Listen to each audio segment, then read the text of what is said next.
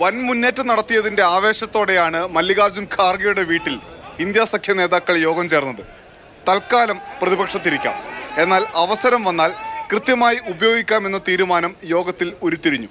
ബിജെപിയുടെ ഫാസിസ്റ്റ് സർക്കാരിനെതിരെ ഇന്ത്യ ഒന്നിച്ചു പോരാടുമെന്ന് സഖ്യത്തിന് വേണ്ടി ഖാർഗെയുടെ പ്രസ്താവന.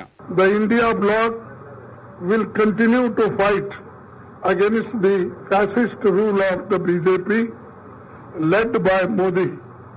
We will take appropriate steps at the appropriate time. 10 വർഷത്തെ ബിജെപി സർക്കാരിനെതിരായ ജനവിധിയാണ് ഉണ്ടായത് എന്ന് KC വേണുഗോപാൽ ഊന്നി പറഞ്ഞു. സർക്കാർ രൂപീകരിക്കാനുള്ള ശ്രമം ഇന്ത്യ സഖ്യം ഉപേക്ഷിച്ചിട്ടില്ല എന്ന സൂചന നൽകുന്നു KCയുടെ വാക്കുകൾ. ഏതെല്ലാം കാര്യങ്ങൾ ചെയ്യണോ അത് യുക്തമായ സമയത്ത് തീരുമാനം ചെയ്യും എന്നുള്ളതാണ്.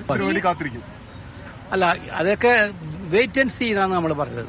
JDU, TDP എന്നീ പാർട്ടികളുമായി ശരത് പവാർ, സീതാറാം യെച്ചൂരി എന്നിവർ ചില ചർച്ചകൾ നടത്തുന്നുണ്ട്.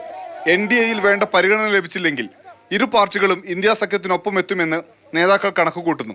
BJPയെ ഭരണത്തിൽ നിന്ന് മാറ്റി നിർത്താൻ എന്ത് വിട്ടുവീഴ്ചയ്ക്കും തയ്യാറാണ് എന്ന നിലപാട് കോൺഗ്രസ് സ്വീകരിക്കുന്നുണ്ട്.